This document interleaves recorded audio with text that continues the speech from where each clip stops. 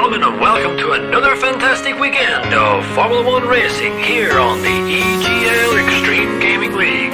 I'm Tipsy Bob, and joining me on the mic is my trusty sidekick and my good friend, Dad Bats. Covering all the action today, we're going to be covering everywhere from Monaco, Singapore, Abu Dhabi, and Bahrain, all across the world, all across the country.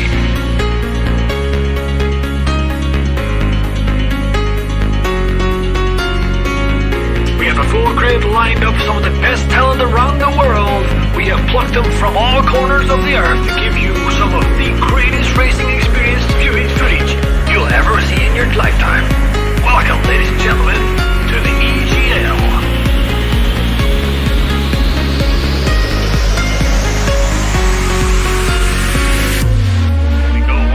The cars are all lining up on the grid.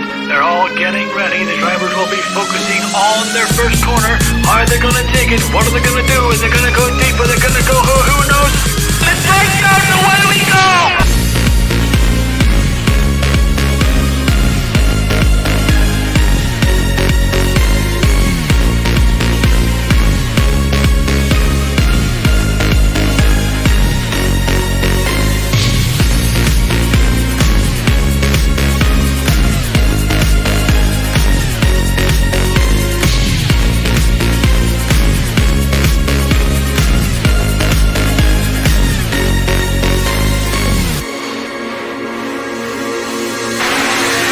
DRS is still active, and if Timo wants to get this moved on, he's gonna need to use this DRS zone, because I have a feeling...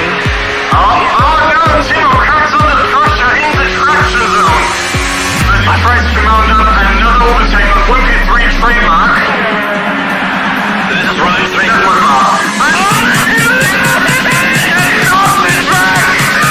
Timo cracks under the pressure once again!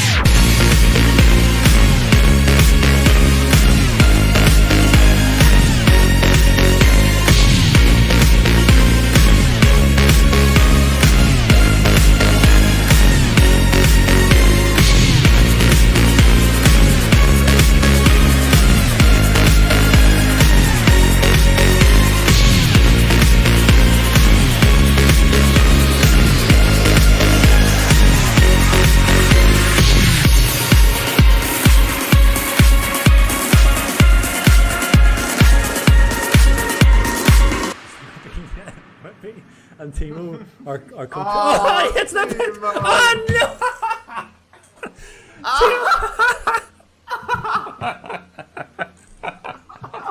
Oh my god, this so sorry, control myself. So Timo So what we gotta do so they can stand at the back together again, just like Timo likes it. How many times? Did you see how many times Timo tried to get into the pit?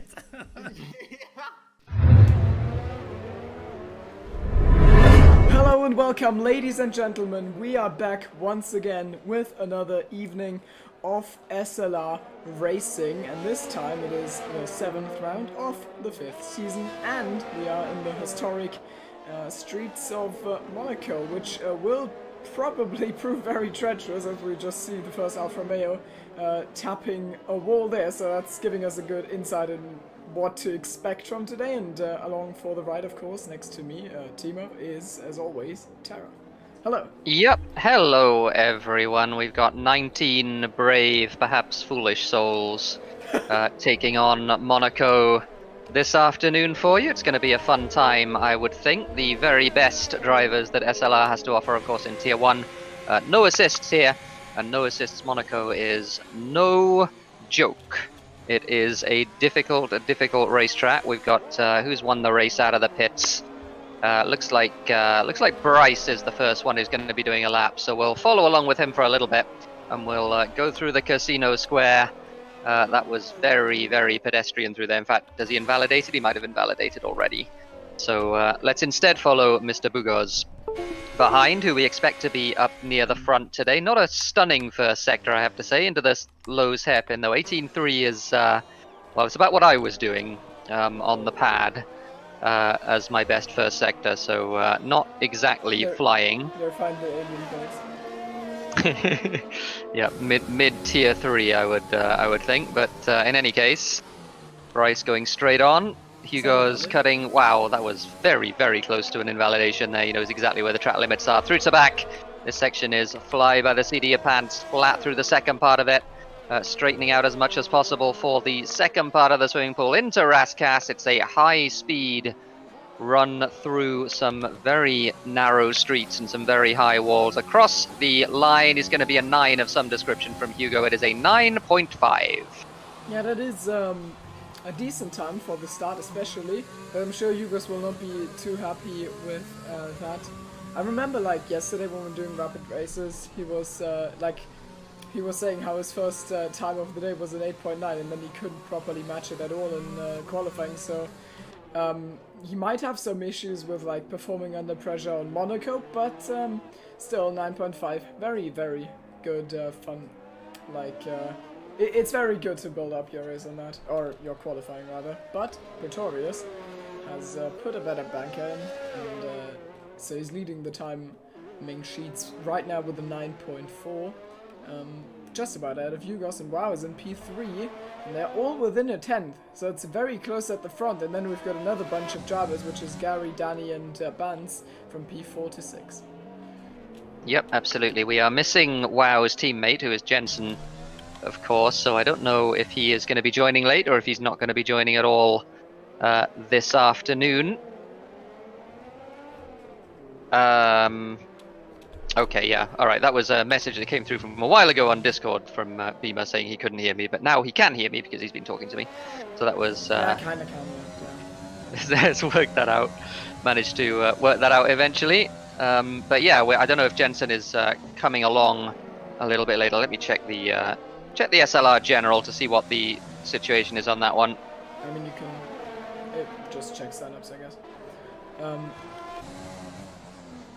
As well as pushing really hard. Is this another fly? No, it's not. He's just pushing real hard on this in now. For I mean, it's God reason. Well, to get 4 runs, you have to be a little bit speedy, even on the in laps here. So it might be that either he's just practicing, he might just be practicing, or he knows he's quite tight on time and wants to get the full 4 runs in. I mean, using your in lap time, like. I mean, he's done a 9.5 on these tires. If things don't go to plan, he might like start on this, and I wouldn't put more wear in them than they need. So I don't know. Yep, I don't know either. But yeah, he's obviously. I mean, maybe he's confident he can beat that. But I mean, wear around Monaco. I mean, you do get wear around Monaco on the soft tires. It does make, especially the rears, wear quite quickly. And in terms of strategy today, I would expect us, I mean, it'll be soft medium for the front runners, I'm sure. And it'll be the usual thing at Monaco of a race to the bottom for track position. So people will be pitting as early as they can get away with in order to keep track position on the medium tire. At least that's what I would expect them to do. Yeah, for sure. I mean, maybe somebody tries a curveball if they can't look after the tires and tries to do a 2-stop, or tries to start on the mediums and go on the hard or something like that. But I would expect it to be soft medium. Yeah, I mean, overtaking is really hard around Monaco, but I mean, it's Monaco, so it like kind of goes without saying. It's still possible, especially if you're not me and if you have like a full battery and probably better tires, then you might be able to like get some sneaky moves off. For example, through the tunnel is one that is possible, and also like towards Wait, is Casino the first or the second? Casino is the Casino is the left-right at the beginning of the lap, at the end of the first sector before Mirabeau. The swimming pool is the later in the lap, unless I'm completely misunderstanding, which I might be. I meant the thing before Lowe's happened. Oh, that's Mirabeau, yeah. That right-hander is Mirabeau. Ah, yeah, okay. Into that, you can make moves. Yeah, absolutely. So I'm just gonna check. I'm trying to check Ocean Chief's stream and see exactly what the weather situation is. Oh, because what a professional. Because it's pretty important, because yeah, that might be why people are rushing to do laps on softs, is if the weather's going to turn at some point. It is very dark out there. I initially thought that we might have got the timing wrong in terms of the the race time, but no, it's just wet. It's just dark and potentially going to be wet. Yeah, I mean, you can see the street lights are on, which is quite weird considering we're using official start time as Pixel. Is Pixel on a lap? Oh, he's on an outlap and he potentially got into Gary's way there. So that might be trouble for Pixel, and Gary has to go into the pits. It is quite difficult at Monaco because, especially like in the last section from Tobacco on, you're basically like unable to safely let someone through. It's basically impossible. So yeah, absolutely right. Either you let someone pass before that, or you just run through and hope he doesn't catch up to you. And this is what Pixel went for, and looks like it hasn't worked. But what has worked is putting in a quick lap for one Danico, who is currently provisional pole position in a 9.1, which is a quite respectable lap time. As his teammate Bans retires from P8, which makes me think that maybe there's really gonna be rain, because why else would he retire? It seems like it. I'm just looking on the onboard from somebody. I can't see any rain. It's possible that I'm just missing it, but yeah, why would you retire there? That wasn't a crash, that was a retirement. He's in the pits, so I don't know. Yeah, retirement in the pit. So Bant's putting in a 9.8. Maybe he feels he can't improve anymore. Or maybe it is raining. He's the only one to have retired so far. And yeah, at the moment, Danny with that fast lap at 9.1. Pretorius has also improved on his first run. He's done a 9.2. And Hugo's still on that 9.5. So if it rains, Hugo's not going to be at the front. And being at the front at Monaco is, of course, enormously important. I think last season's winner was Julian, and he's not driving today, so that's also a thing. I remember wasn't that wet? Like, that was a rainy race in Monaco, wasn't it? And Julian just absolutely flew past everyone. Yeah, I don't remember very clearly. There have been quite a few Monaco races down the years. Oh, Galileo! My goodness, what a lap that is!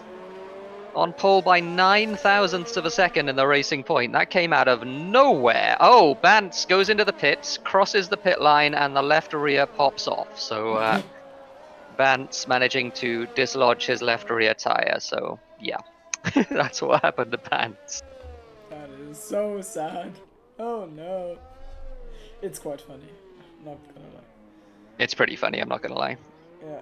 It's Bantz, of course, has a history of hitting races. barriers with his left rear tires at Monaco. Wait, what? Because was it 2 laps from the end in one of the early 2S races? Season 2 or something. Yeah, he gave me second place by doing that. Wasn't that where he was hunted by like Xanaki and Eagle or something? I think it was before they joined even. I think it was. Yeah, I don't remember. They were in season 2, so. Okay, no, maybe then. I don't know. Yeah, I don't recall anything other than the fact that he gave me second place. Hugo is on a fast one here. Through to back he goes, through he's 4/10ths up, so this could be knocking on the door of a 108. He got to the second part of the swimming pool, absolutely perfect. Slows it down very nicely into Raskas.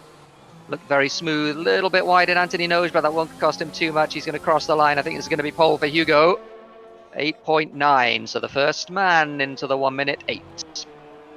Yeah, and he'll hope that he remains the only man into the 8s, because that's quite a good time. So it's not too unlikely they might just stay on top there, but there's other drivers behind them who are quick and who potentially have a word to speak with them. So Pretorius on a lap at the moment, going through Lowe's hairpin. He was just short of a 10th up in the first sector as Astro Boys crosses the line and does a 1:09.7. So good lap from Astro and the other Mercedes. Here is Pretorius through the tunnel. little bit of a lockup there, so that wasn't as clean as it could have and should have been. He might still get away with that, so let's see how his third sector is. It's always, I mean, you just absolutely have to go all out on that. It's basically all about being brave and getting as close to the barriers as you can, because it widens the corners so much that he can actually carry so much more speed than if you're scared. Looked very good from Pretorius, yeah. He was over a 10th up at the end of the Thursday. Wow. In fact, he's improved a lot, and he's gone on pole with a 1 minute 8.905. Good stuff from Pretorius, taking the fight once again to Hugo. Yeah, I mean, I think he's historically gone good around Monaco. I don't quite remember, but I think he has fought for some wins here in the past. So, yeah, he's... Yep, very really, possibly. I mean, he has also shown his pace in Zandvoort, and I mean... Okay, comparing Zandvoort and Monaco is maybe a little bit of a stretch, but, you know. Yeah, they're not really very similar, but certainly he's good at both. Danny on a lap as well. Copy has gone third on a 1 minute 9.173. So Danny, even a small improvement for Danny will jump him 2 places. He's 10th up at the end of the second sector. Through the swimming pool he goes into Rascasse. With 4 minutes left of the session, so they will get one more run at the end of this one. Danny, though, with a very neat and tidy final sector, he's going to cross the line, and he does go P3 with a 1 minute 9.0. Yeah, it's just about outside of the 8s, and will probably be like second starting row unless there's some improvements yet to come. I wonder what Galileo is gonna do. Wow, is certainly in an outlap. Yeah, a 9 flat is very solid indeed. So yep, is this some half a movement? 10th off Hugo. Oh wait, Pixel got himself Wow. into the top 10. That was the movement I saw. It's a 9.7. Yeah. That's a really good time. Very good lap indeed from Pixel. Somebody has crashed on the exit of Tabac. That's It appears to be, well, either he's crashed or he was letting someone through. Yeah, Ocean Chief. It was. Just trying to see if there's damage on that Alfa Romeo. I can't see any. Oh, and I fuck. I have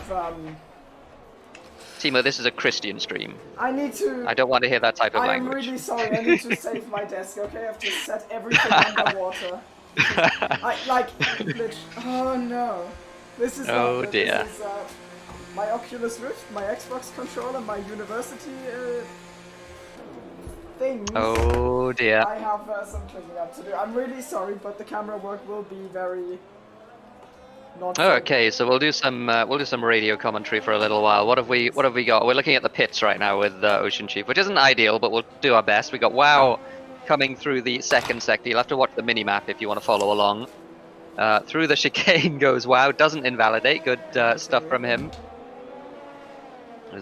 Through the very fast to back section, 4/10ths up. WoW. So this could be a lap that challenges. At the very front, he slides into the wall on the exit of the swimming pool. That will have cost him some time, but he won't have gotten front wing damage from that. He didn't hit with his front.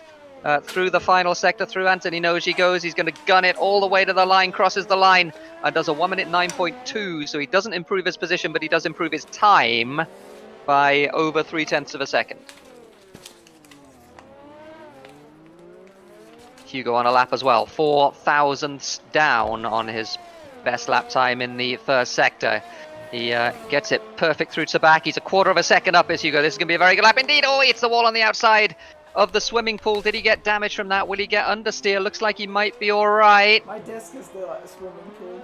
Through the second part of Rascasse through Anthony Nose, crosses the line, 1 minute 8.7. So he lost a little bit of time in the third sector, but not enough to deny him provisional pole.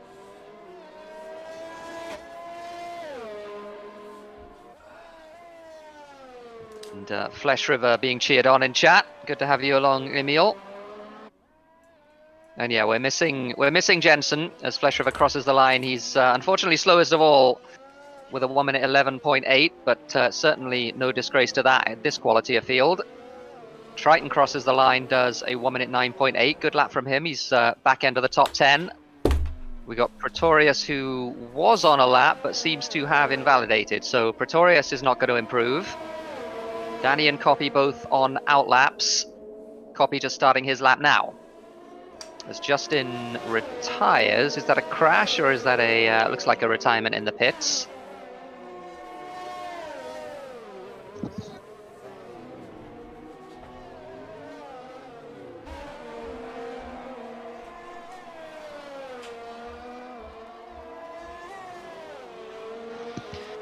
So here we go then. Dying stages of the session. We've got Danny on a hot one. Danny just barely up on his first sector time. Copy into the second sector as well, so we're going to keep an eye on both of those. Pretorius, oh, Copy spins, and that is the end of his lap on the exit of the chicane. I guess he hit the inside barrier there, so he's going to have to make his way back to the pits with that damaged car. Wow retires from... oh, did Wow crash? Yeah, Wow crashed by the looks of it in the swimming pool. Danny's going to come up to this now, and he's going to see Wow in the middle of the track, and that puts paid to his effort, so that's probably the end of the session. Don't think anyone's going to be improving there. There's Pixel in the Renault now, 1 minute 9.7. And yeah, Copy has to stop as well. Danny retires in the pit. So I think this is our grid. Hugo and Pretorius on the front row. Second row will be Danny and Copy. And Galileo with an excellent performance. P5 at Monaco. Pixel crosses the line, doesn't improve. So that is the grid. Pixel P10, Triton P11. And Bryce putting in a good lap at the end there to go P9. So that's going to do it, I think, for this qualifying session. How's your desk doing, Timo? I guess he's still fixing his desk. We're just wait for him to get that sorted out. Oh dear. So Tipsy does hit the retire button. I'm Big back. sad. I'm back. Welcome back, Timo. Oh, How's your desk doing? I just saw that there's another part where there's water, which means I'm going again. But I've Oh, dear. almost got it under control, okay? Okay. Let me know when you're back, because I do need 1 minute in between sessions. Just to sort something out here. So there's your grid in any case. You go on pole by over a tenth of a second in the end. Good lap in the end from him when it mattered. 8.7. Pretorius, the only other person in the 1 minute 8. And we await the start of the race. Are you able to hold the mic for a second, Timo? I can't hear you properly. I can just hear you. Just say my name. Okay. Well, that's unfortunate. It went over things I made for university. It's not good. Oh dear, that is real sad. Okay, I think. Is it just water or is it something No, else? it's just water. It's just annoying. Okay. Like it's not the end of the world, but it's like I needed to get them out of the water to save them, and now I needed to like clean my desk because it's. Yeah. Okay, Oh dear. I think I've got it under control. Yeah. All right. In which case, I'm that's going to be 1 minute. I will be right back, and I'll leave you the mic. That's amazing. Okay, so what have I missed apart from like everything? The weather is good, and I don't say that because I'm doing awkward small talk. I say that because it really looks good compared to qualifying where we thought there was gonna be rain. So that's a notable improvement. It is definitely drier than my desk, and that's not comfortable. So we've got the grid lining up, and of course Monaco. Generally races are more settled, but there's always the potential for chaos. I mean, every time you drive through, honestly, any sector on this track, there could just be that little slip of concentration, and then you spill your water all over. I mean, you hit the wall, and then your wheel, well, not your wheel, but your front wing might come off. And that will, of course, completely put you in jeopardy. So, I'm back. You know, I've talked about the weather. Okay, I'm good at small talk. About the weather. All right. I'm guessing we don't have any rain. It's sunny now for the race, so Right, I strategy. think we are good. Oh, and I also forgot that we have standings, which I'm sorry for that I didn't show them. Why are they not here? This is dear. this is ridiculous. Well, this is the same Spoiler thing as alert. last time. Hugo's leading the standings. Yeah, out of copy. This is the same thing as last week, and I don't know why. That's amazing. Oh dear. Well, we got the DNF bets in chat. Dragon JQR says 6 DNFs. Nethluke says 3 DNFs. That is bold. I'm going for 2. 2. Okay. Well, I I'll mean, one of go. them is bans. I'll split the difference and go like 5 or something like that. Okay. I'm not quite sure I'm ready to commit to 6, but certainly 5. It seems reasonable to me. I wonder if the starting lads are gonna come off like they did on the EGL tournament, and I'm gonna. Okay, I'm getting a good camera angle. And we've got 5 red lights. And we are green in Monaco. That was quick this time. It looks like Pretorius didn't really have the best start because Yugos is already well ahead into turn 1. The timing tower is doing whatever it wants. Danico, I think, is solidly running in P3. Copy P4. Galileo P5. And then we've got WoW ahead of Gary. We're waiting for the timings to settle down. Well, Codemasters definitely lied when they said they fixed the issue with the timing towers. That's one late 10 from Bance, I believe. Who's now side by side with Bryce Evolution. Oh, there's the front wing flying, and that's Bryce's front wing. He hit the back of Bance, who hit the back of Pixel, who was slow because it's Lowe's hairpin at cars. No, we have a safety car. I don't know why we have a safety car. There was. Just see it coming out of the pits. There was some front wing flying there, so maybe just because of that. Just looking at front wing check, Tipsy lost his front wing somehow. I guess he hit the back of Light Cruiser. Oh, that's the safety car. I thought it was a Renault. And yeah, and you see, as you mentioned, Bryce. Bryce also lost his front wing. Okay, but up front, it looked pretty clean.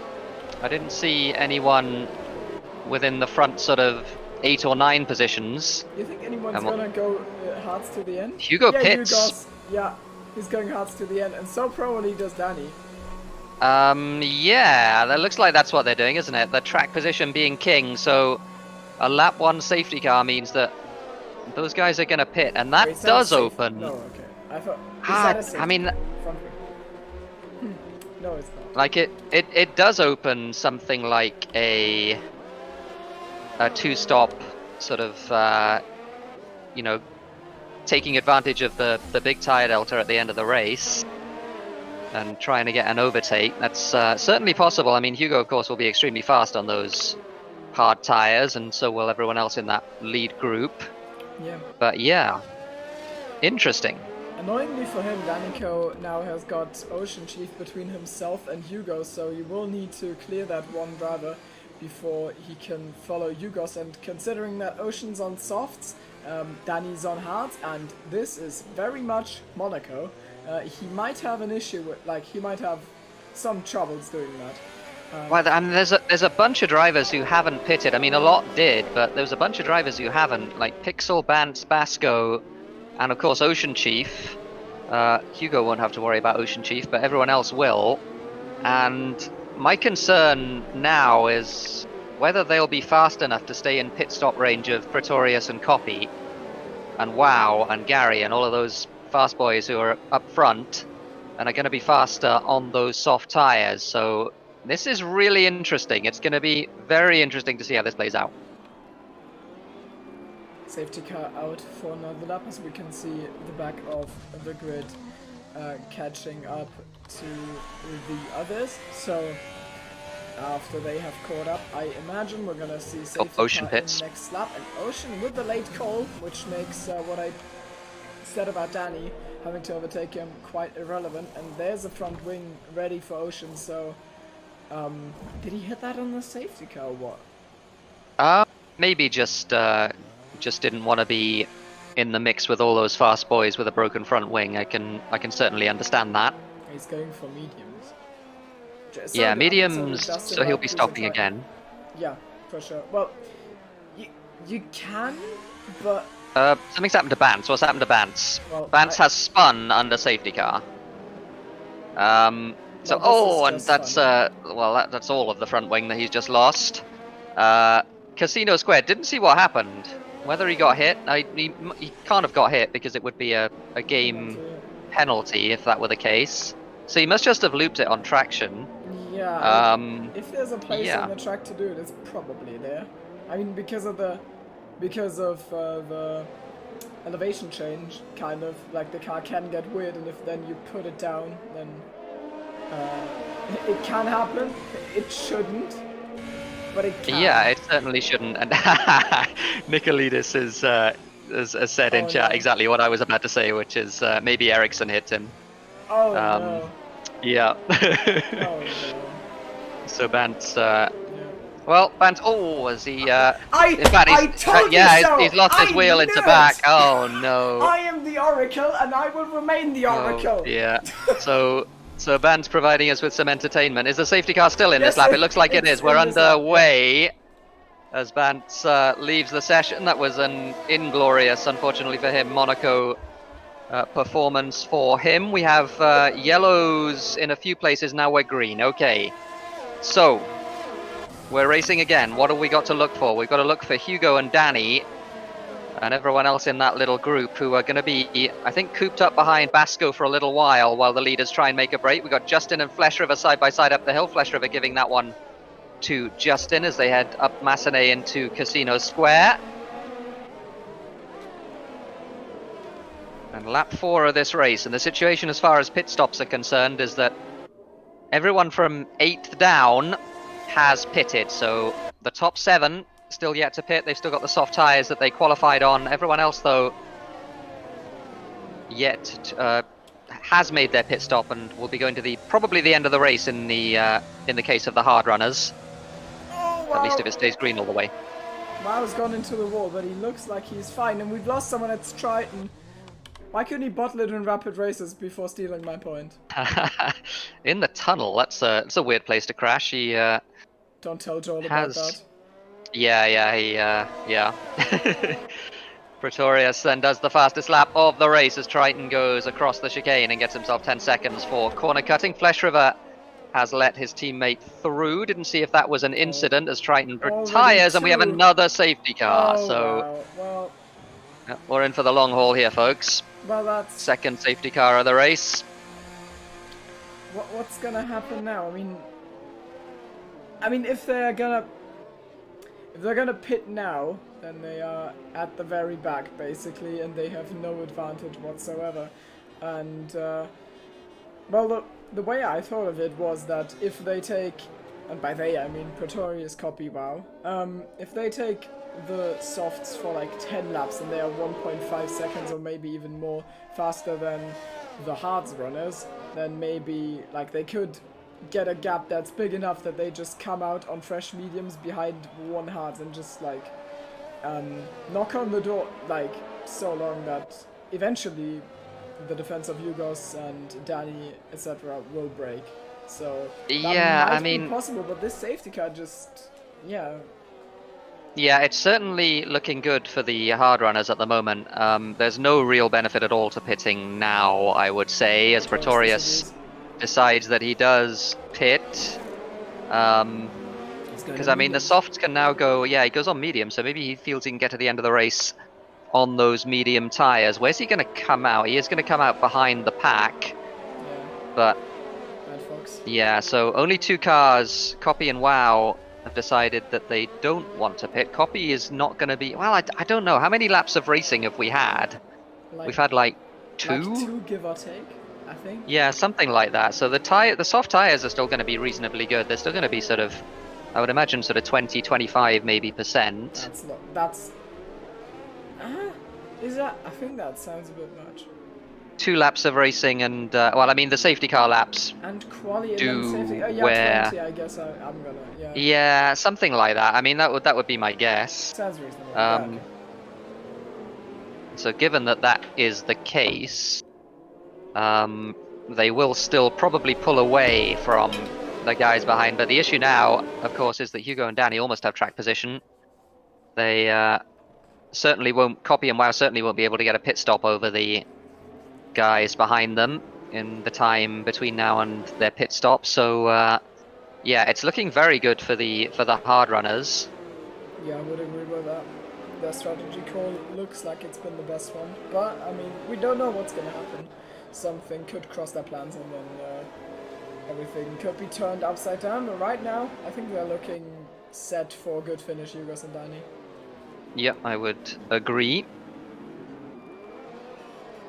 And yeah, all of those guys on hard runners. Galileo with really an excellent qualifying and an excellent race so far as well. He's net P3 with the way things are at the moment.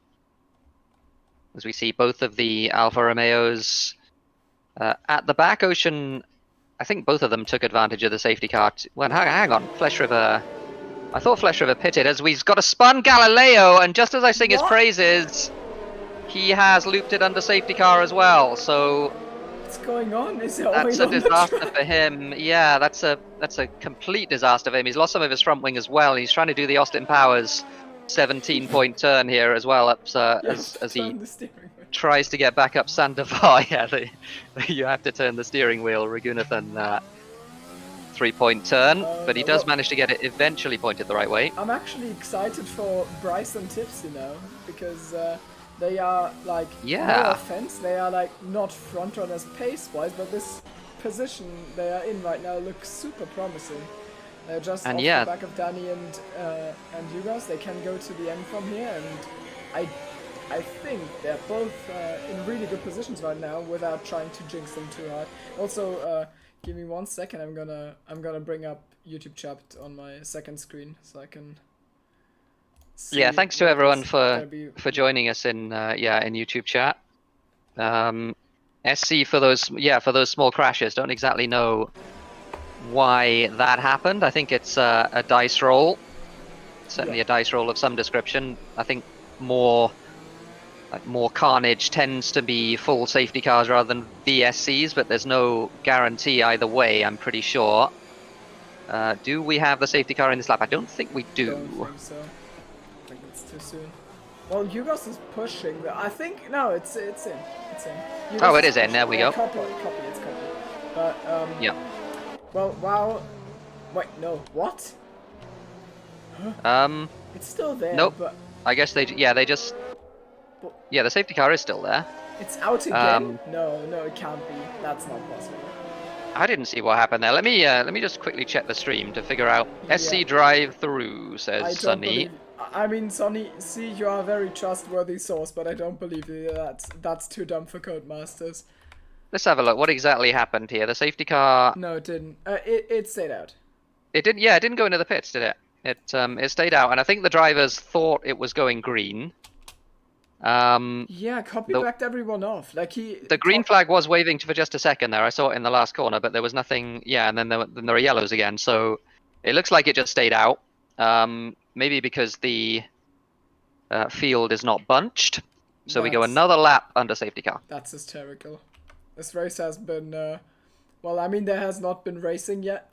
It's not quite fair yet to call it a race at this point, but it's been entertaining because there's loads of inexplicable things going on. I can see that everything's lagging. I wonder what's going on right now.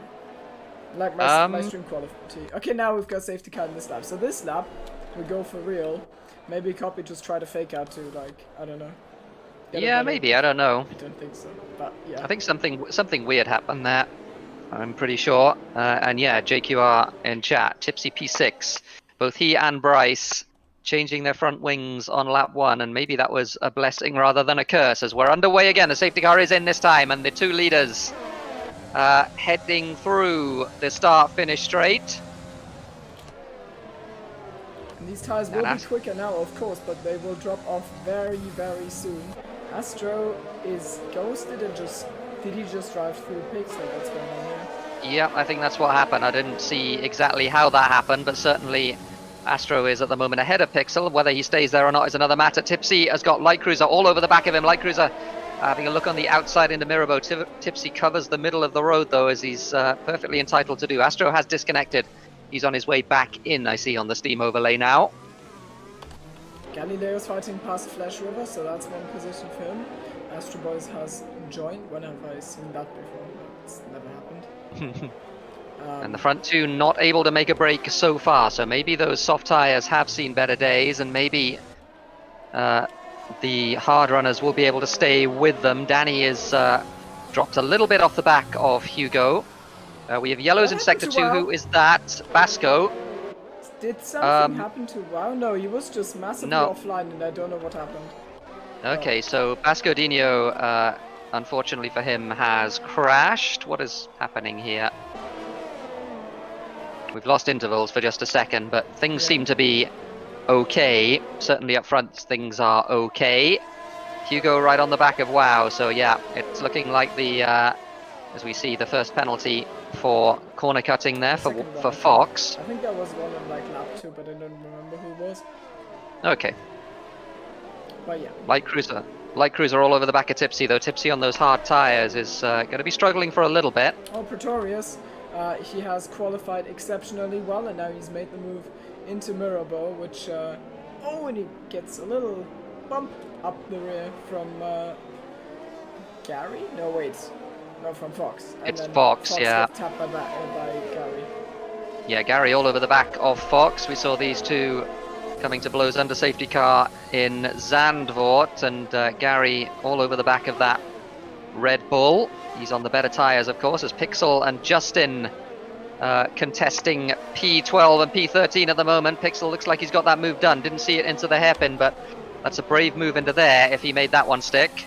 And Galileo's also on the back of Ocean Chief, so we've got quite some movements in the field, even though this is Monaco, just because we've got some drivers who are really quick out of position, and Galileo is a prime example for that. He's really close to Ocean Chief, and now we're gonna see his attempt at overtaking the old man. He goes for the outside, but that's a closing gap, I imagine, and he has to yield, so no way past there, and he will need to be patient a little longer.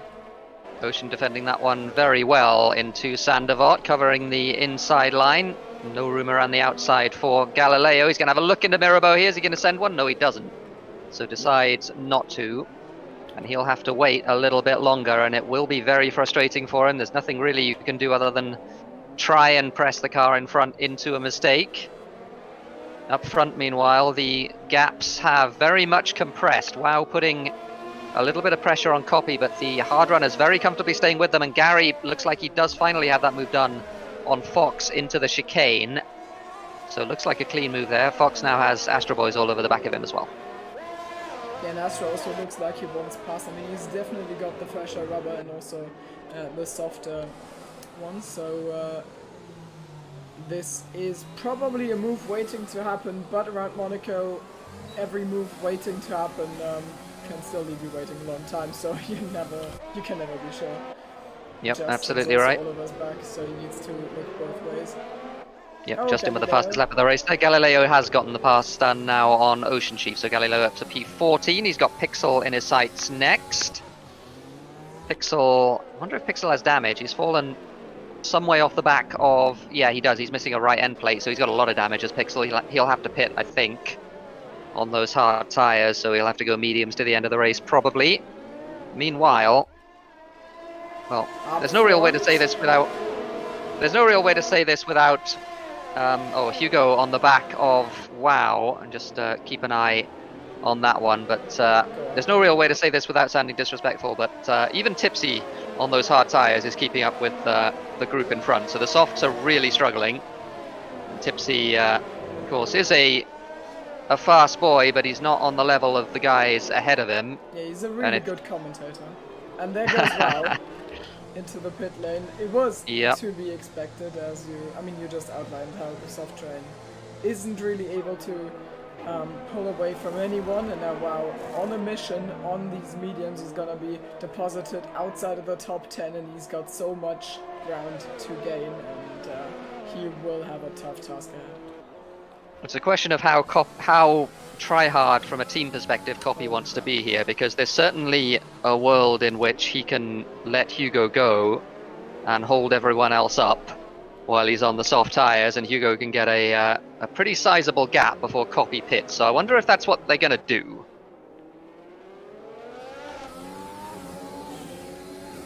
It might. I think it's not. Nope, looks like they're racing, doesn't it? Yeah. I mean, looks like they're racing to me. Copy is probably gonna pit, so there's no real point. I mean, Copy is second in the championship standing. He's probably the one in the best position to fight Hugos, so he will not give this up easy this early into the season, I imagine.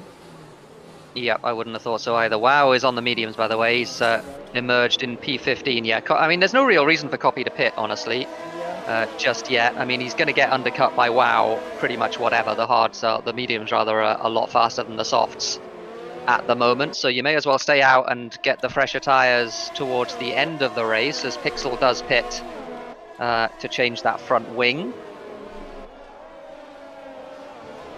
Wow, now going to be on the back of Ocean Chief very shortly indeed. And yeah, Copy not releasing Hugo. He is insisting on staying in front at the moment. He's got a big train of cars behind him. Basically everyone all the way down to P8 is following the soft tyres of Copy, which will be, I want to say screaming at this point, but certainly they'll be suffering. And then you've Hugo right on the back. Oh, sorry, go on. Little bit of a gap, and then you see Fox, who is being hunted down by Astro and Jocelyn, closer than ever, but just can't find a way past. And I imagine that's also the reason why he's falling off the back a little bit. He's on old hards, and he just can't go the pace of the front train, especially having to defend into corners. So you can see Copy visibly struggling on the soft tyres, sliding through the second part of the swimming pool. But there's just well, maybe there's a way to overtake now. Copy with the battery though, and yeah, he's able to defend that pretty comfortably. So Hugo, even with DRS, not really able to get anywhere there. And yeah, this is often how Monaco races go. Wow, up the inside of Ocean Chief. Oh wow, getting himself a penalty there because he was forced to the inside by Ocean, who did not give him that. I'm shocked. And he's all over the back. He's trying to go around the outside. Oh, in Massenet. Ocean will have to, take his line, and wow. Oh man, it's so frustrating around here, isn't it? When you're behind somebody that you're faster than, you just can't find a way around them. See, that's why I'm lucky to be slow. See? There you go, you're ahead of the game. As Light Cruiser and wow. Light Cruiser covering the inside there into the chicane. Didn't want to be overtaken by the Racing Point. And Flesh River and Basco swapping positions as well. Hugo now again all over the back of his teammate, and there's just a huge gaggle as Copy does finally pit on lap 15. And that does release Hugo and Danny and Bryce and Tipsy and everyone else in that lead group. Tipsy P4 now, and that is a net P4, and he's being overtaken as I say that by Pretorius, so he's now P5. That's quite sad. He just gets overtaken the second you say, but still P5, great spot, and I believe in him. He can hang on to this. Oh, and Wow has passed Ocean Chief finally, so he's made that stick there, and Copy exits the pits a few seconds behind the pair of them. So yeah, those soft tyres were extremely slow in that portion of the race. So Copy doing basically the whole field a service there by just compressing everyone, and the result is that Galileo, who's in P11, is 8 seconds off the lead. And Pretorius just found a way past Bryce Evolution, so not only Tipsy, also Bryce just instantly falls prey to Pretorius's committed overtaking here, while Hugo's has been absolutely released here. Like, he's just gone. Yep, 3 seconds almost is the gap. So Danny's pitted. Danny had some sort of an incident. He was missing front wing, so that was why Hugo had such a gap. And Danny, that's a disaster for him. He has to change onto the medium tyres and hope that he can make his way through the field, but he's got so much work to do now. Pretorius is released. Sorry, go on. All of a sudden, this looks so good for Pretorius again. I mean, he's got mediums against hards now.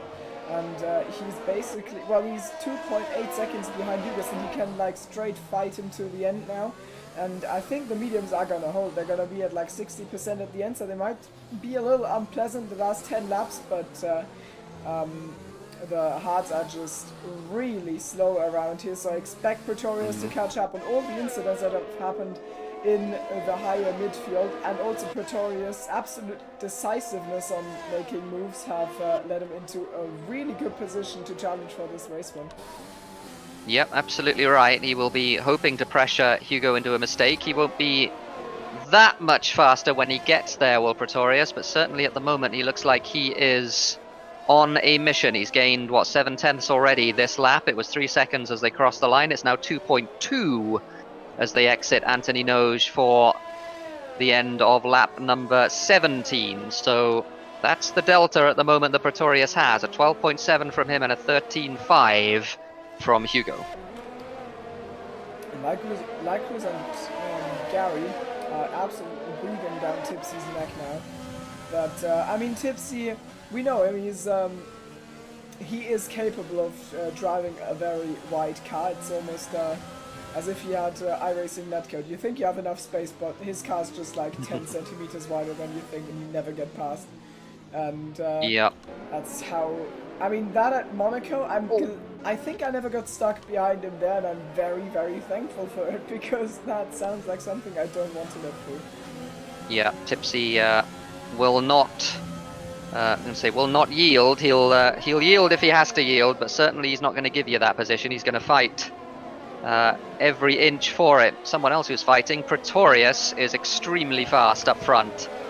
He's gained a second this lap on Hugo, and he's going to be within DRS, such as it is around Monaco, very soon indeed. He is really going to be putting pressure on that Williams, and Hugo will have to stay calm and will have to drive nice and clean without mistakes and without penalties to repel that Mercedes. He's really pushing Pretorius. Yeah, I really wonder if Hugos will be able to clutch. I mean, he's looked so consistent, but now... oh, Fox losing 2 places there, sorry. Astro and Justin managing to get that overtake, so whether that was some sort of an incident I didn't see. Fox looks like he has all of his front wing though. He's got Galileo, and wow, behind him, and look at Galileo, who's trying to get past, and now wow, gets a move on Galileo. Can he get the inside 4 mirror bow? He can't. No, wait, this is Lowe's, yeah. Oh my. I'm really bad at Monaco corner names. They all seem the same for me. Yeah, there's certainly yeah, it's a lot of names. I mean, it's I don't know. Monaco basically hasn't changed since like the 80s. So wow, getting 3 seconds. Since you basically. What? Yeah, no, Oh, it's exactly the same track as it was. Oh, that cruiser taps the wall, has been overtaken, and dives into the pits. And yeah, light cruiser on those medium tyres, then he's of course 2-stopping, so he's gonna have to go in for another set of mediums. Up front though, Pretorius and Hugo are now very much joined in battle, and Hugo will be sweating this one just a little bit because he knows how dangerous it is to have somebody on better tyres than you behind. It's you're always in a good position as the lead car at Monaco, but certainly if there's somebody behind you with this amount of delta, and Fox has lost another 2 positions here, so I wonder if he's had some sort of an incident, whether he's picked up any damage. But Pretorius, with that tyre delta, Wow. he's got things he can do here, and there's 20 laps to survive. Sorry, Timo. Yeah, but I was also past Galileo as well, so that all probably happened in one, and I didn't see it. Still, I mean, his Achilles heel must be absolutely sore by now because he's already got 2 penalties, 20 laps in. Needs to calm it down. I mean, the main place to get some is probably Nouvelle, is that right? Nouvelle? Yeah, the Nouvelle chicane, yeah, the very slow one. Yeah. Oh, we've got yellow. Oh, Danny! Oh, Danny! Oh, he's clipped Danny... his rear tyre for sure. Yeah, did a bounce in the inside part of that chicane. So around he goes, and he recovers. It shouldn't matter too much as long as he didn't pick up damage, because he will be able to catch the guys ahead of him very quickly indeed. He was going very fast. Meanwhile, up front again, Pretorius now all over the back of that Williams, and Hugo, like I said, he does have all of the cards being the lead car, but certainly needs to drive without mistakes. Of course, a role reversal of Zandvoort, where Pretorius was holding off Hugo at the end of the race there on the intermediate tyres.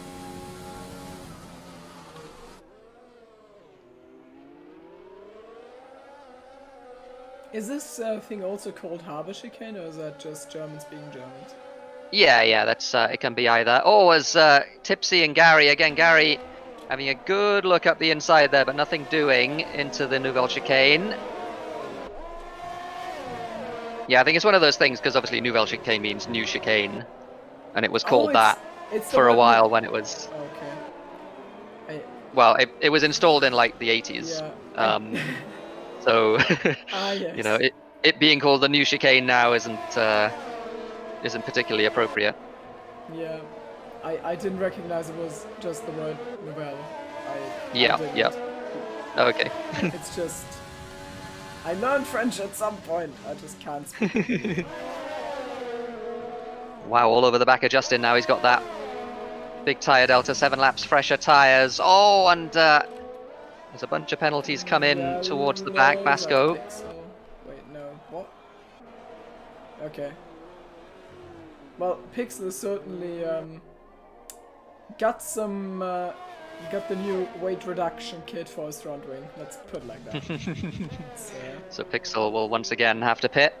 I don't think any chance of him getting points in this one has gone at this point. We're over half distance here at Monaco. Lap 22 coming to the end of it. Pretorius once again almost pushing Hugo around Rascasse.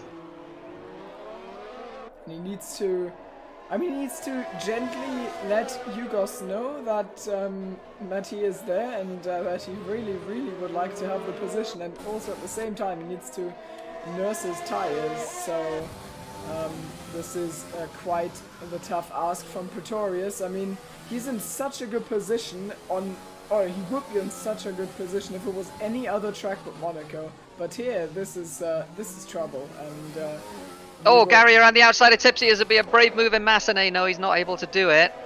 Tipsy again, just keeping that Renault nice and wide. Covers the inside on the way to Mirabeau to prevent any sort of a dive bomb. And Gary will be really, really frustrated now at this point. Tipsy has held that P4 for quite a while. Oh no, Pixel my retired. prediction. I mean, no, Pixel's race. That's terrible. Oh no. Someone said So 3, I think. So he retires in the pits. Yeah, someone did say 3. Someone in the chat. I don't remember who it was. Let's have a look who that was. Oh, Nethluke says 3, so he's in a good position at the moment. I said 5. At least I got Dragon right. 6. Yeah. It's, Timo the Oracle manages to predict Bantz's retirement at Monaco. Yeah, I know. You're making it sound silly. Only a little bit of sarcasm, yeah. Oh, and wow, did he run into the back of Justin there? He might have done. Seems to have all of his front wing though, so there was contact in there somewhere, I think. But just this train now behind Tipsy. It is a truly train behind Tipsy. He's got 5th, 6th, 7th, 8th, 9th, and now 10th on the back of it. All the way down to Copy as Danny passes Ocean, by the looks of it, into Sandavot very comfortably. And Pixel saying that he had shifting issues, and also he did indeed have El Stupido. Oh, and there was some front wing, sorry. Wow, has lost a bunch of his front wing there. And I just wonder if the Racing Point behind him has as well. Yeah, Galileo has also lost a bunch of his front wing. So there was a big checkup in Lowe's. Sorry, you were saying about El Stupido. Oh, Pixel, there we go. El Stupido, Pixel. Oh dear. Okay. Justin and Wow picking up penalties there in the Harbour chicane. Flesh River is facing the wrong way once again up Sandavot, so he's had a difficult race. I mean, he's probably at the point of no return. I mean, even a safety car wouldn't help him because he's a lap down. Yep, I think that's right. Just practice at this point, honestly.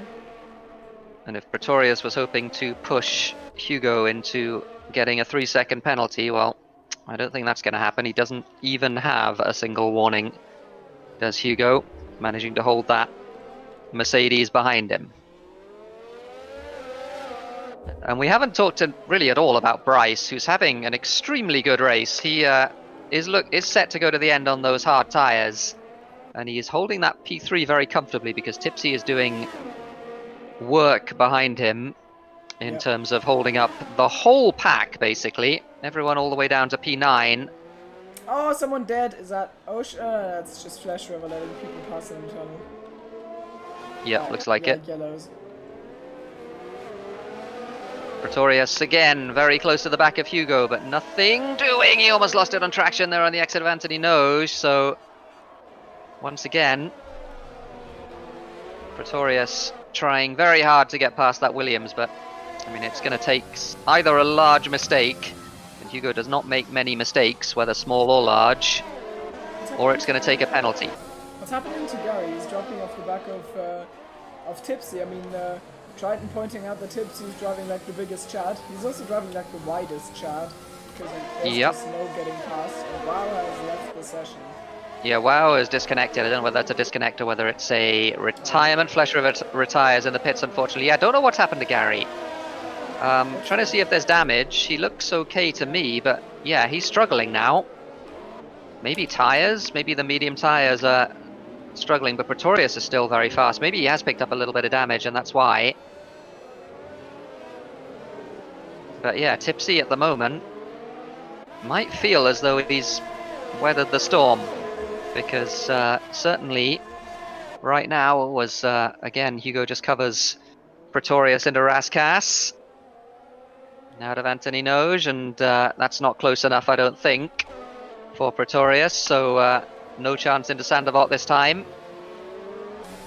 Yugos isn't even the kind of driver you could catch off guard by just using all your battery into Mirabeau or into Novell, so that's not happening either, honestly. Yeah, he knows exactly what the situation is. He's managed to keep most of his battery as Hugo for pretty much the whole race, as Ocean gets himself a 3-second penalty.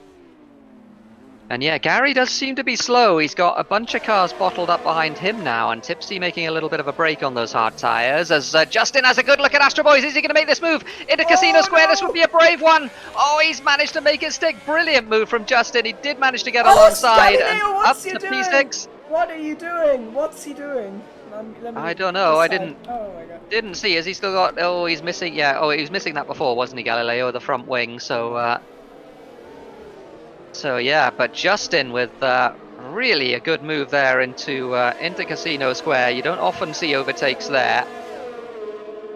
That was really impressive. Wait, wasn't that contact? Like, it looked really dangerous to me, but I don't know. Oh, Gary getting himself a penalty. Galileo getting one as well. And Justin all over the back of him now. And yeah, Gary of course on pad, so maybe that's the issue. Pretorius very close to Hugo, but not close enough. That was Justin hitting the back of Gary. He really wants to get past this racing point, but you know, it's not happening right now. Not right now. Maybe now though. Gary with the battery. Oh, and he just I think he just scared Justin there on the inside into Sandavot. Thought about covering it. Justin now up the hill though, and he's got this one done as well. So Justin is going to be up to P5, and maybe he can have a crack at Tipsy for the last 10 laps of this race. It's going to be hard on those tyres though. And Tipsy, of course, not often overtaken, certainly willingly, and certainly not often overtaken at Monaco. Yep. I mean, we've seen how Justin's approached the other guys so far. I mean, he's wrestled his way past Gary and Astro Boys in quick succession, so maybe this is another kind of defense Tipsy has to put up there, because Justin's overtakes were quite unusual. Maybe Tipsy isn't prepared. Yeah, maybe as Galileo and Copy now. Oh, Copy almost pushing Galileo through the swimming pool there. Danny also right on the back of Fox on much fresher tyres. Going to have a look into Rascasse, but nothing doing there. Oh, Astro Boys and Gary, what happened there? Oh, Gary has pitted. Never mind. Yeah, he pitted. So, yeah, Gary... obviously, don't see whether he had damage, but certainly... Oh, Copy, what a send! Around the outside of Galileo, that was brilliant. I didn't see that coming at all. And he just slips past, and now what's Danny doing to Fox? Nothing by the looks of it. Danny... Is that the move at Mirabeau? I've been teasing. Oh, here we go, yeah. It is. It's gonna break, and he is, I'd say, a good third committed, but Fox getting offline quite heavily, so that's a move done for Danny, even though that was fair enough. Oh, up front, very close now, Pretorius and Hugo, but again, it's just no real way past. Can he get the run out? of Anthony knows. He's got the battery. He's closer than he's been for a little while, is Pretorius. But again, Hugo not really able to, well, he's not really able to force Hugo into a mistake. 10 laps to go at Monaco. Still a little while for things to happen in this race. At the moment, Bryce and Tipsy are taking full advantage of the circumstances that they were dealt in the early part of this race. They are P3 and P4 with those hard tyres, and they're set to go to the end of the race. And Tipsy certainly has been doing a bang-up job holding people behind him. And Fox and Light Cruiser, oh, Light Cruiser having a look around the outside of Fox there. Going to go up the hill side by side. Nicely done by Light Cruiser. Gets the cut back and up to P10. We're seeing quite a lot of moves today, honestly. Oh, wow. Well, Wow's gone into the pits again. Yeah, maybe looking for fastest lap or something like that. I don't know. That's medium. But certainly it's not been Wow's race so far. Pretorius again, really pushing now to try and get that move done on Hugo. He's, again, he needs some sort of a mistake out of Anthony Nose from Hugo, because otherwise can't get the traction down enough. And Hugo again pulls away down the front straight into Sandavot, and he's far too far back to make any sort of a move stick there, is Pretorius with 9 laps to go.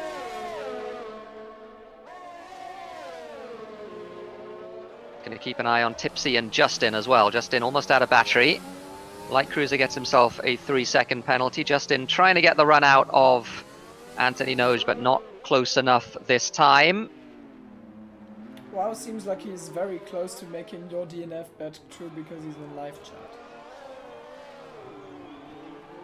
Yeah, rip.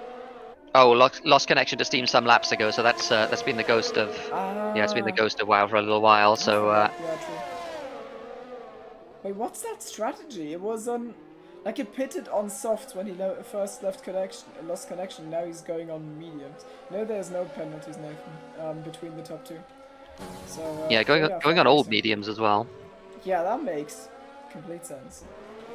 Just going to double check the warnings once again. Hugo still with no warning. Pretorius still with... Oh, he's picked up a second warning now. So Pretorius with 2 warnings. Pretorius pits, so he couldn't make it to the end, or unless he's going to try on the soft tyres. This is actually Does he have enough of a gap? This is brave from Pretorius. Maybe he just wants the fastest lap. This is really clever, I think.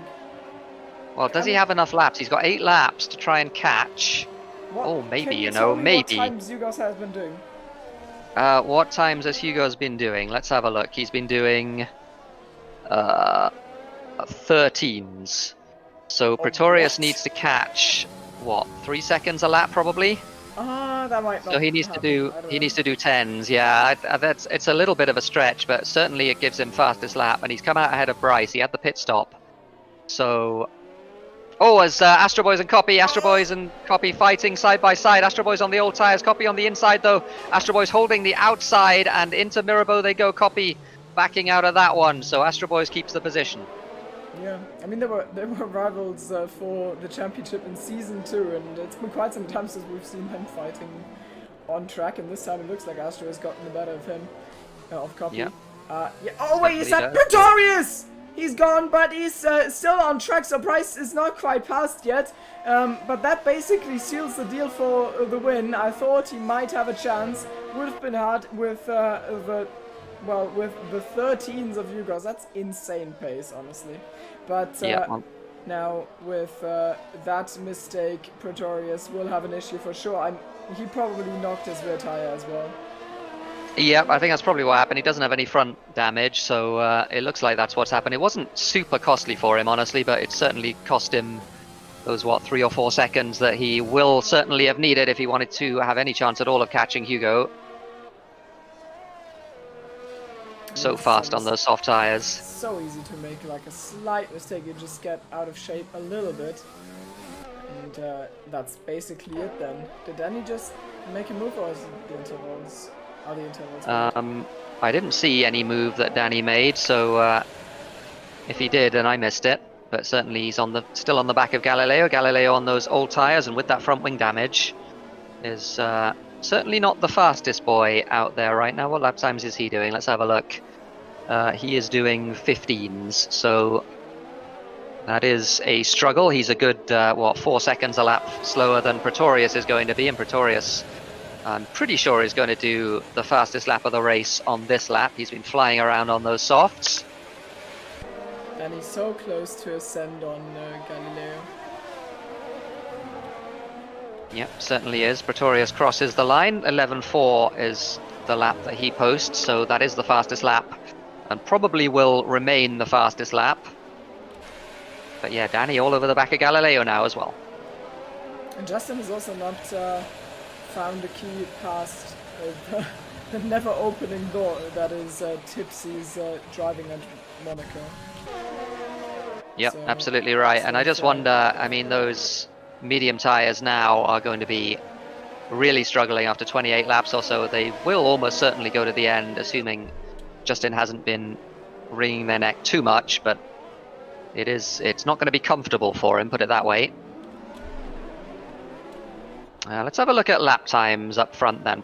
Hugo is still doing those consistent 13s, and no real signs of any sort of struggle for Hugo. 13.8 from him. Pretorius is flying once again. He's going to be doing a mid-11, so 2.5 seconds a lap is the delta right now, and with 5 laps to go, quick bit of back of the envelope maths tells me that Pretorius is still going to be a good few seconds away come the end of this race. Danny, he really wants to make this move. What's the penalty situation between Galileo and Danny? I think the Galileo has 2. He did last I checked. Yeah, he's got 2. Danny has no penalties. He's on 2 warnings.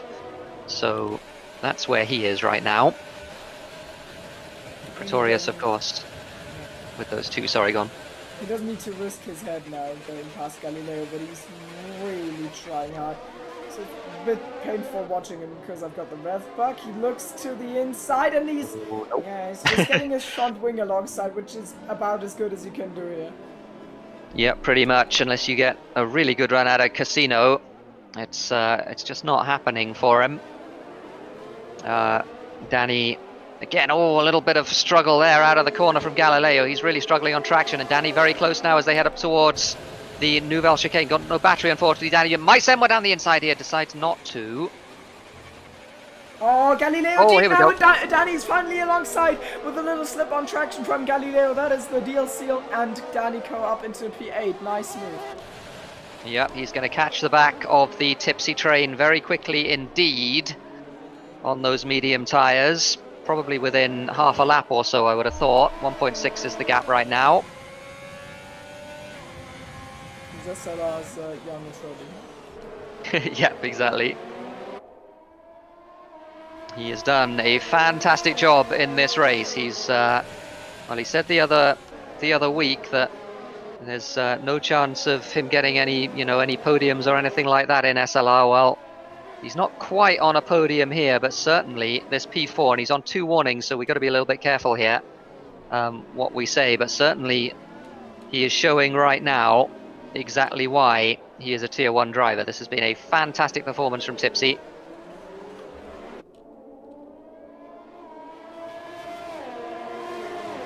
Hugo starts lap 37 then. 3 laps to go for him, and he's done what was his fastest lap of the race just now as well at 13.0.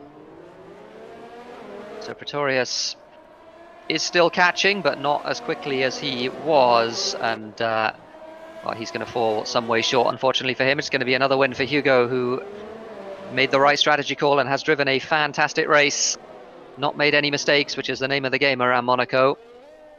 Danny, meanwhile, right on the back of Copy for P7.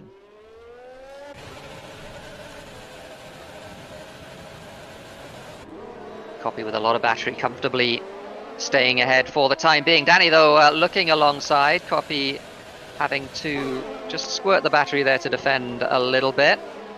As Basco retires, that looks like a crash in the swimming pool. And it was Hugo came up to it. I think he will have ghosted, though, of course. Well, Basco, so no real danger there. I think Fox just made a move on Gary. Fox is behind Gary by the looks of it, or the other way around, was it? Yeah. Okay, yeah. So Gary on those soft tires, Fox on those very old hard tires. That's for the final point at the moment. Not exactly sure what the penalty situation is, but certainly, and we've lost 5 drivers, by the way, which is what I said. It's okay. At the beginning of this race. It's okay. There we go. But There we go. but fans retired. Oh, I guess wow. I guess wow technically is a retirement It doesn't because count. It doesn't count. he's not been in the car for a while. Doesn't Does it matter not count? what- Okay. it's not I don't know what- what the rules are. Doesn't count So, for the retirement game. Okay. So, penultimate lap then. Hugo is halfway around it already. Danny still frustrated on the back of Copy. I think he's going to remain frustrated because Copy doesn't appear to be struggling too much. Tipsy, meanwhile, getting a little bit of a gap to Justin now. So, those old medium tyres obviously have seen better days as Fox gets himself 3 seconds. He's Danny. not in the points. Yeah, I mean, Yeah, having a that look. wasn't gonna work, but it could've. Oh, here we go. Sends one and Copy. That's- Oh, and they took Oh, wheels no, and he oh, gets Danny. hooked. Oh, Danny. Well, Danny loses the place again to Galileo. Gets stuck on the inside, and that will be the end of his challenge, I think. Down to P9 again. I think he'll get some of that back on penalties, but certainly he's not going to get Copy. yeah. It was So really last good. lap then. Car just suddenly got beached almost.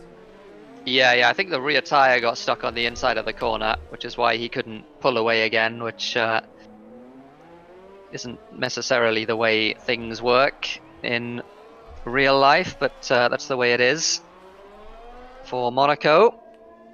So this battle group then, we're going to keep our eye on this, because Justin now is at the head of a very angry train of cars on the last lap of this race. Astro Boy's right on the back. Can he find a way past? Looks to the inside, but nothing doing there.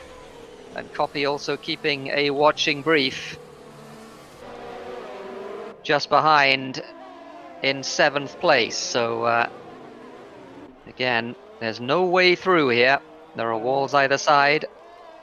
Up front, in the meantime, way ahead of the field, Yugos wins another time. He's the championship leader. He's going to extend his lead by quite a margin. And then we've got Pretorius in second. Also really good drive, 7 Oh, seconds. off Copy the- and Astro Boy, sorry, the two of them are going to be fighting. Astro Boy's covers the inside. Copy with that. Has a little bit of a late move under braking from Astro Boys. He didn't really give Copy room there that he needed. But Astro Boys keeps the position at least for the time being. Through to back they go. And I think, yeah, I don't think there's a last lunge or anything. Galileo Nope, I has don't think to so. stay behind, and so Bryce finishes third, which I believe is his first ever podium, and then Tipsy with a brilliant drive as well in P4. Justin drops. Copy is in 5th, ahead of Danico and then Astro. Justin picked up quite a few penalties. Galileo had an eventful race, P9. And Gary's in P10. Oh man, well that was a lot of fun. Yeah. We don't often see racing like that around Monaco. The tier 1 drivers delivering though. Yeah, I mean, honestly, I was gonna say this. This wasn't even a good race for Monaco, like a good Monaco race. I think this was just a good race, full stop, which is quite rare to say here. So, Yeah, like I it's, am impressed. it's always something different, Monaco, and that's why I like it. But you don't often get racing like that. That was really good stuff. It was made interesting by those couple of safety cars at the beginning of the race. The expected winner, though, as far as the championship is concerned, is Hugo, and he manages to pick up not quite maximum points. He didn't get fastest lap, but certainly picks up the win. Who are you going to give driver of the day to? I know who I'm going to give it to. If you know it, you can go first. All right, Tipsy is my driver of the day. Nothing really more to be said. Fantastic defensive drive, holding the P4 for a long while. Bryce, another one who, on the face of it, certainly put in a driver of the day worthy performance. But Tipsy, just because it was so much better than he's done in the past, and just because it was that dogged defensive drive, he was the one that held up the whole pack basically for the whole, well, last 2/3 of the race, Bryce was driving in clear air for most of it. So even though Bryce finished ahead, Tipsy is my driver of the day. Yeah, I mean, I was just worried because I've been reading chat at the side all the time, and I was also gonna say Tipsy. I just feel a little bad for Bryce because I think it's his first podium, and he basically both made the same strategy call, and then they were in the same situation, and Bryce just drove quicker. But I mean, Tipsy's race was more eventful. I think Bryce has had some standout finishes in the past as well. So like, if it comes down to it, I think I'm honestly evenly split between the two. If you say you think Tipsy, then I'm gonna go with that. Yeah, I mean, for me, it's Tipsy just because of how well he defended that position. No one got past him at all. Bryce obviously was ahead on the road, but didn't have the pressure from behind. And Tipsy, who soaked up the pressure for 25 laps basically in that race. It was a superb drive, and something we don't often see in SLR or any other F1 league for that matter. Yeah. It was really a brilliant drive. Okay. Yeah, I mean, that is fair. So Tipsy is our driver of the day, but like, honorable mention of course to Bryce, because that was also really good from him. Yeah, absolutely. And that concludes a really good race at Monaco.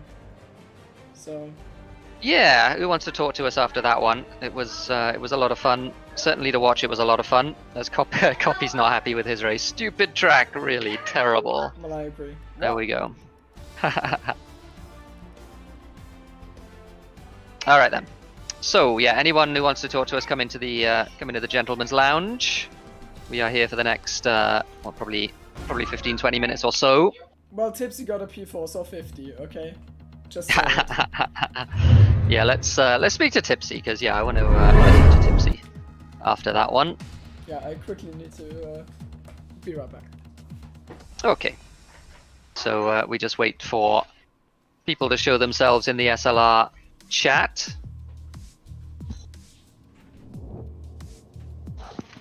So first come, first served, as per usual, and the first to come is Justin, who had certainly you got some points, Justin. It was, I mean, you were in that little I'm gonna call it a tipsy train. You were bottled up behind Tipsy for a little while there, and just the penalties dropped you back behind a few other drivers. But I mean, in terms of the performance, how are you feeling after that one? It was, I mean, Monaco's always a race decided by strategy, but how are you feeling after that? I mean, I'm happy considering I started P14 and finished P8, but on track P5. I definitely knew that if I hadn't have bottled qualifying, I probably would have been able to challenge for a podium. I'd say, because Monaco is like one of my best tracks. I just find the flow super good. But unfortunately for I think after the second safety car until lap 25 or something, I was stuck behind Fox and Astro Boys, and it really didn't help me tire wise because of the dirty air, how strong it is in this game. And then obviously the penalty kind of screwed me over because I had a Racing Point spin at the chicane just before the third sector, and then I cut it and it gave me an instant 3 seconds. So that's unfortunate, but I mean, head up high for, I guess, tier 2 tomorrow to SRL. Yeah, absolutely. I mean, it certainly bodes well for that race. SLR tier 1 is a very high standard, and you did very well today. How were the tires? Like, what percent were your tires at the end? Because you took the mediums a long way there. It was 30 plus laps. Well, at the final 3 laps, they were all in the 80s, and I only realized that at lap 35 out of 39. So I thought, oh shoot, I'm gonna get a puncture if I keep pushing, try and overtake Tipsy. So I backed off a bit and then just tried to nurse my tires, because I ended up getting actually front wing damage on like lap 34 or something because of it. Okay. So I had to go ultra slow, which kind of helped me. But yeah, that's basically it. Yeah, no, absolutely. And I mean, you came to that battle with Tipsy a little bit late because you were making overtakes on the guys behind him. But any chance at all to pass Tipsy? He looked like he was driving extremely well. Yeah, it was a good drive from him, obviously. What was it, P16 or P17 to P4? Definitely a mega drive for him, and his highest finished position, I think. I don't know, but I think maybe had I have overtaken the traffic a little earlier and been on the back of him earlier, I maybe would have gone him. That's just a maybe because he had hards in the end, but probably towards the end of the race he probably would have overtaken me because of the tire advantage. But Yeah, I either guess with the way, front wing damage as well. It yeah, it was. didn't help, so I can't really tell, but maybe, who knows? Yep, absolutely right. So I mean, that was Monaco, which I mean, there's Monaco is one of a kind basically on the season. We got Baku next, another street circuit. So how do you feel about Baku?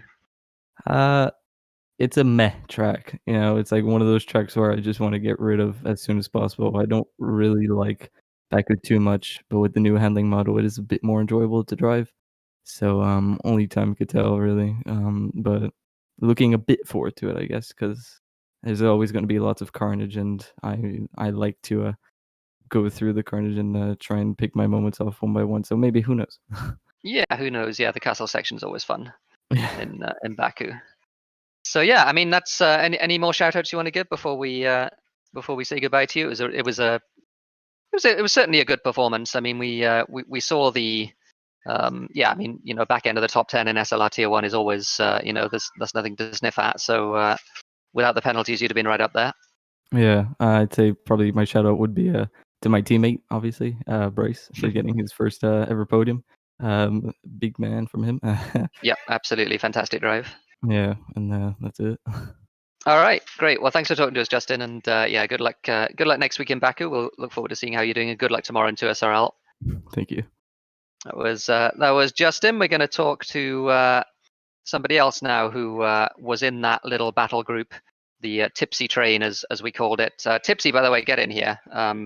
We want to talk to you. There we go. Tipsy's up next. But first of all, it's going to be Astro Boys, who ended up P7 with no penalties, and that served you well at the end of the race there. That the fact that you had no penalties.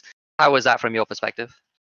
Well, it was interesting because, as you said, yeah, I had no penalties, but on my screen, I ended up P5. So I think that's a bug when you disconnect and you just get randomly Oh yeah. to your race time. Okay, yeah, because I mean it was a big gaggle that crossed the line, and we weren't exactly sure what the penalty situation was. So that does make sense. So yeah, if you didn't have any penalties, then you will be P5 pending. Oh, I guess there's the it's the bug that we had last week with Gary as well, isn't it? Where you didn't get any warning. So yeah, we'll figure out what to do about that. Yeah, but actually, I didn't get that bug because I had one warning, and that was after my disconnect. So. Oh, okay. Oh, that's really good then. So yeah, we don't need to worry. Oh yeah, it was. Yeah, absolutely right. So just looking in the race director, yeah. So that's really good. So it looks like it is P5, which I hadn't realized, but is a really good drive. And I guess there was you were another one who was caught up in that tipsy train, and there was no way past. Yeah, that was funny. I was actually I was not gonna go for the overtake at all because I was just trying to make sure that I got no damage at all. So Mm. and yeah, based on the penalties, I got into P5, which I'm really happy with, considering it's Monaco and that's my worst track. So yeah, it's a pretty decent result. Yeah, best lap of 1:14.2, which I mean it's just you know, it's circumstance rather than anything else. But yeah, it's Yeah. striking how you know, how different the best laps are in this race. Yeah. But yeah, I mean it's a really good point. You got Baku next week. How are you feeling about Baku? I'm not gonna attend Baku because I have another race, so Oh, fair enough. I'm gonna skip that one. That's unfortunate, but yeah, Baku is. I mean, several drivers have said to me that they're not particularly looking forward to Baku. Justin said he might be looking forward to it. So, Well, actually, it's not a bad track for me, but yeah, it's gonna have a race on Saturday and Sunday, so yeah, it's gonna be an interesting one. So, and actually, okay. qualifying on my last lap, where I improved, I think by 3/10, I didn't have one green sector. Actually, my last sector was 7/10 quicker, but Oh wow, okay. the rest was like 3/10 slower coming into sector 3. So I was just eating it, but yeah.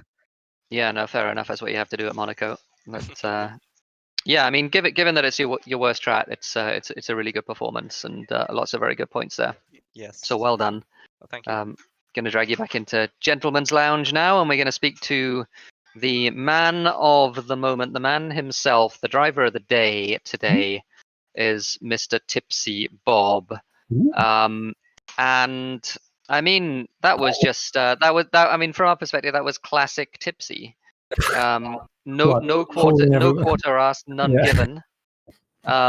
You had a bunch of angry drivers on fresher tires than you behind you at the end of the race, and they could not overtake you. So a well-earned 4th place, no penalties as well, which would have been important. But yeah, how are you feeling after that? That was an incredible drive. Well, thank you very much, Mr. Terry, Mr. Timo. Well, I suppose I should start off by saying apologies to all the guys behind me in the tipsy train. But like you know that you guys know, if I will not let anyone past if I can help it, and always within the limit, of course. I don't even know where to start. I'm kind of worn out after that, to be honest. Surprised. So, all right. So, I'll start from quality, right? So, I was practicing for about 1 hour, at TT, and I was doing mid, 10.5s, which is rubbish.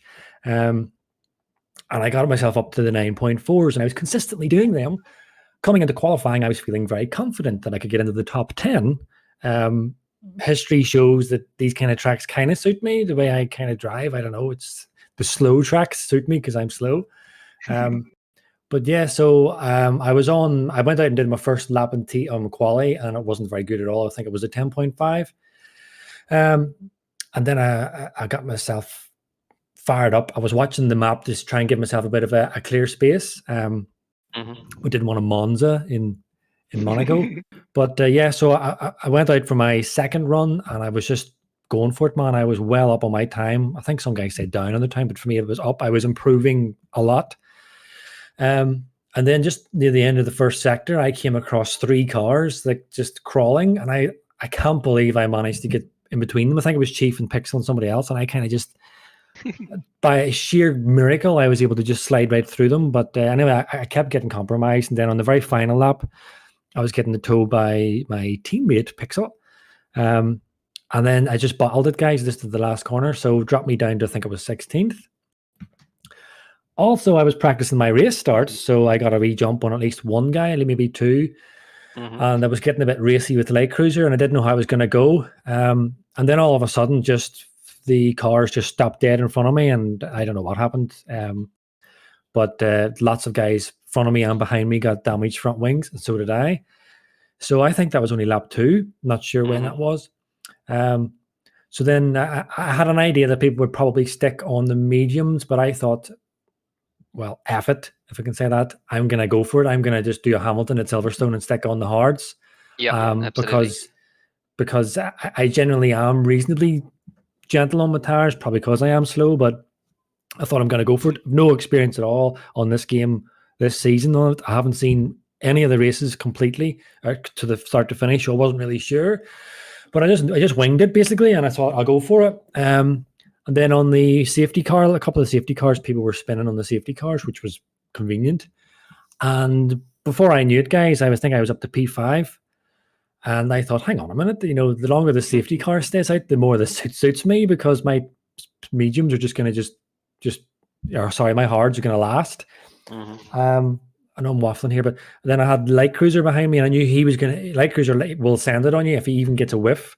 And I've had some great races with Light Cruiser over the season, so I knew I was going to have to be on my toes, because the hards, maybe it's just me, or maybe if some other guys can confirm this, that I think on a restart on the hards, the first lap they're awful. There's just no grip whatsoever. Yeah, they are. They're cold. Yeah. So I was really, really desperate to keep him behind, and he was really going for it. And I don't know whether you would say I was on the limit, but I definitely was on the limit of defending. I think I gave just about enough room and no more. And thankfully he backed out of it. He dropped back. Then the next guy I had to deal with was Gary, another fast boy. And I didn't know. Pretoria, came through. He was just on a mission, and I wasn't even going to bother stopping him. Then I had Gary. This was further on into the race. I had no penalties. I thought, hang on a minute. I'm racing for position here, because normally I would let those guys past. Generally, I wouldn't put up too much of a fight because they're much faster. So, but it was pretty far into the race. I was racing for position. I had no point or no penalties on it, and I thought, the hell with this. I'm gonna invoke the old tipsy, and you shall not pass with all I can. And I just parked it in the middle of the track. I made my moves early so I telegraphed it. And yeah, guys, whenever we got into lap 33, it was just every lap I was just nursing that car across because I don't know. I think it was in the very high 50% on tire wear. And I was just praying that they lasted. And then whenever I got to the last lap and I seen that I was over 2 seconds ahead of Justin, I thought, oh my God, I'm gonna do this. And then I crossed the line P4, and I have to say many expletives did come from my mouth. I just couldn't believe it, guys. P4, I cannot believe I got P4 in tier 1 on SLR. I mean, I think I got what did I get, P8 or P6 or P8 in Australia from way at the back, and that was just a fluke on penalties. But well, and I'll tell you what, I mean, it was only Bryce's brilliant drive, up the road from you a little bit that prevented you getting a podium, because it was. I mean, that's what you have to do at Monaco. You made absolutely the right strategy call. Hugo, who won the race, did exactly the same thing that you did. Okay. Put the hard tires on lap 2. Same with Danny, although Danny had an incident later on that cost him a really good result. But yeah, I mean, that was the right call, absolutely. And you park that bus around Monaco, and if you do it properly, then no one can get past. It doesn't really matter how much faster they are. They have to be several seconds a lap faster for them to be able to pass, and they weren't. So and then supposedly then they would have to really send it on you, like completely, and that risks. And that's what I was kind of worried about. I was worried that someone would send it like recklessly and kind of not only destroy their race, but my position as well. Yeah, I was thinking of myself for a change, really selfish. It's not often I'm up in P4 near the end of a race, tier 1. So I was like, please don't kill me, please. So yeah, I can't I don't know what else to say, guys. I'm just buzzing. I just can't believe I did that. But I mean, it was an amazing drive. I think I kind of helped Bryce though most of that stint because I was kind of holding everyone else off in that tipsy train. But I don't know if he had a bit of issue or whatever, but if he was struggling more on near the end, but I was starting to close the gap on him again. Maybe he was just lifting off, I don't know. But he did a fantastic job. Same strategy as me, and he did it well. So well done. Apologies again to anyone in that tipsy train, but well, you certainly gave us some entertainment. It was a lot of fun to watch. So I'm certainly not going to criticize it. Fantastic drive. And thanks for the driver of the day, guys. That's my first in a very long time. Yeah, I mean, the only hesitation we had giving you that was the fact that Bryce did effectively the same thing a few seconds up the road, but he didn't have to deal with the pressure that you had to deal with, and the reason for that is because you managed to repel everyone. Who was it? So Light Cruiser, and then Pretorius for a couple of laps. So he got past. Then there was Gary. And then there was Justin, and it's like, and then I looked behind Justin and I seen Astro Boys and who else was their copy, and I was like, oh my God, this is just. I mean, basically I don't think at any point of the race there were less than like 4 cars, probably 5 cars, all line astern, trying to find their way past. So if you'd made a mistake there, if you cracked under that pressure, then it would have been a big disaster for you. But you didn't. I wasn't really focusing on behind me. I just kept a wee glance in the overtaking spots, and whenever I seen that they were not really close enough for an overtake, I just ignored them. I didn't even deploy my battery because I was saving it for the DRS zone. But bring on tomorrow, Timo. You're mine, son. Hey. That'll be fun. 2SRL tier 1. Oh yeah. I mean, I bottled one yesterday. I've got a mission. I am motivated, and I'm totally not gonna practice. So it's a perfect recipe for greatness. Okay. Well, I was actually planning to go for a medium stint and then the hard stint. I didn't know that an early pit stop for the hards would be a strategy. You say Hugo and Dan tried it and did it. So Yeah.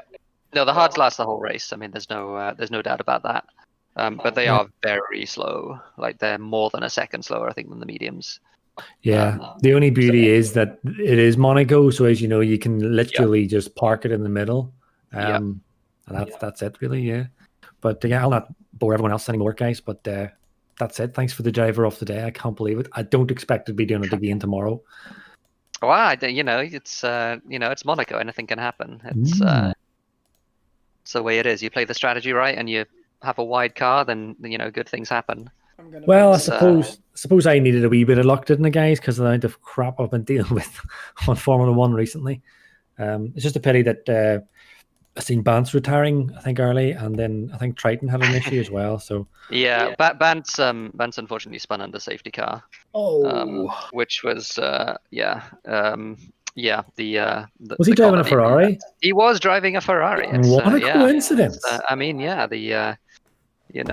he goes around, and Ferraris these days often go around. So it's all right. Well. I'll leave you to it, guys. I don't want to be too mean to Bance, but I was gonna pitch him, but I just couldn't stop laughing. It was terrible. Oh. All right. Well done, Tipsy. I mean, thanks, boys. Brilliant drive. Au revoir. All right, Mr. Beamer. I think that wraps us up. Do you want to do the plugs for the other streams and everything else? And we'll say our goodbyes. Oh goddamn yeah. So, I mean, today's Monaco race was good. I wonder if Toursorel can live up to that. But I mean, we've certainly seen some good racing there. We've also got some drivers there as well who can potentially challenge Yugos. So maybe we can see some fighting for the win there. So make sure to check that out. Also, Tier 2, always an absolute unknown. You never know what's going to happen in 2S Tier 2, especially around Monaco. So it's worth checking out. And that's going to happen tomorrow at 18 CEST. And 2 hours later, of course, we've got Tier 1 and then the Assetto Corsa Competizione Season 3 it starts on Monday in Zolder. And so that's also going to be interesting. And if you liked listening to Tipsy's lovely voice in the interview booth, and you're going to be happy to hear that he's going to commentate that together with Triton. So that's also going to happen. Hopefully see you in one of the future streams. Thanks for watching, and goodbye. Bye.